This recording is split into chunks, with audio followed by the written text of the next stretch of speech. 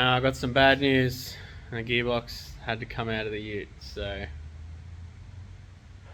really sucks. But it's just what happens with new builds. There's always tedious things that can just, I don't know, slow things up a lot. So the gearbox is getting really hot.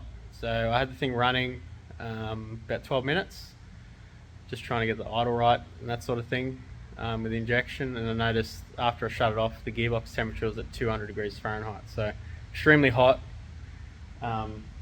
Considering it's just sitting there in park, like it's very hot for a gearbox to do that. So there's definitely something dragging in the box or something not right. So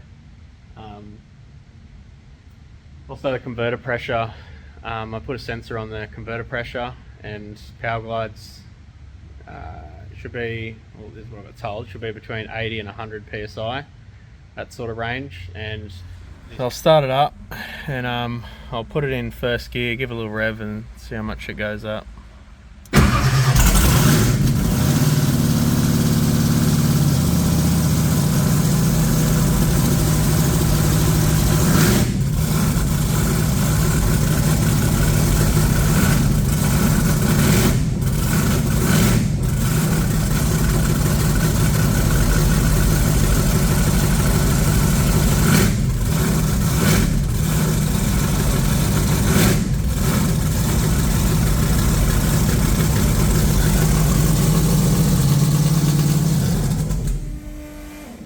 This box kind of sitting around 90 psi at idle, and when you rev it, it just jumps way over above 100, like 130, 140, which can load up the thrust bearing in the back of the crank and start destroying the motor. So I'd much rather fix the box now than have issues with the engine down the track, because the box is easy to get out.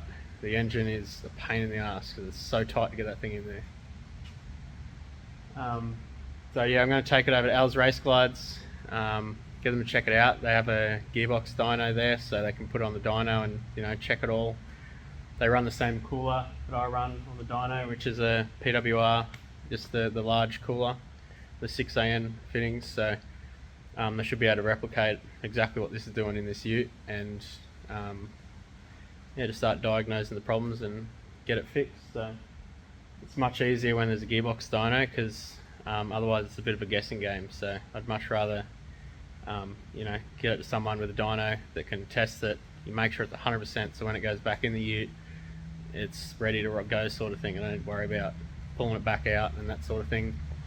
So yeah, so we were planning on dyno on the ute Saturday. It was originally this Saturday until the rain, and then possibly we're going to do next Saturday, but just before the Street Outlaws, so the morning before. But obviously this has put a bit of a spanner in the works, so I don't highly doubt that I'm going to make it there now, which kind of sucks because I was very excited to do it. Like, I'm going to go pick up the slicks and stuff, and picking up some more oil for the ute. Also got 2 more drums of methanol coming. So yeah, so for now I'm just gonna have to sit on my hands and just wait, and yeah, just have to wait patiently until the box is back and get it back in. And yeah, but in the meantime, I suppose I'll probably start doing stuff with that car. I've got to rewire it with a Haltech and stuff, so it's going to be a massive job. So I really need to start getting stuck into that, because I really want to take that car to Queensland Power Cruise, not the ute if I can help it, because this thing will cost an arm and a leg to drive around Power Cruise, whereas that thing's a lot more economical, and it also has 5 seats. So, but I'll just have to play it by ear and just see how we go, sort of thing. So that's all. I'm just giving you as an update on what it's like to own cars. It's stuff you got to do all the time. It's like a daily thing, maintenance, and it's just never ending. Great Scott!